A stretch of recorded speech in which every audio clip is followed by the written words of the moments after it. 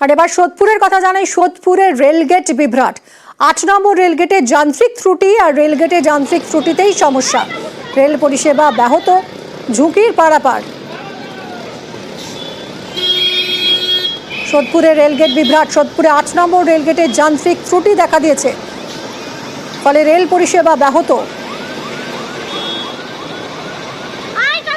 ঝুঁকি নিয়েই পারাপার করছেন মানুষ। সোদপুরের ৮ নম্বর রেলগেটে যান্ত্রিক ত্রুটি দেখা দিয়েছে,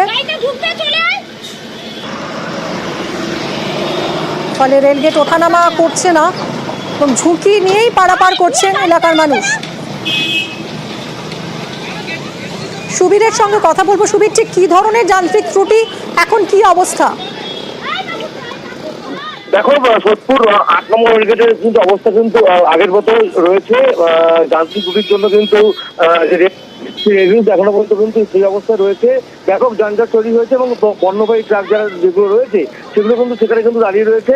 এবং যেখানে দেখা যাচ্ছে ছবি, একটা ভাইরাল ছবি আমাদের কাছে এসছে, সেখানে দেখা যাচ্ছে লাইনের ওপরে কিন্তু নিত্যযাত্রী থেকে শুরু করে যে পণ্যবাহী ট্রাক সেগুলো পাস হচ্ছে এবং ট্রেন দাঁড়িয়ে রয়েছে লাইনের ওপর।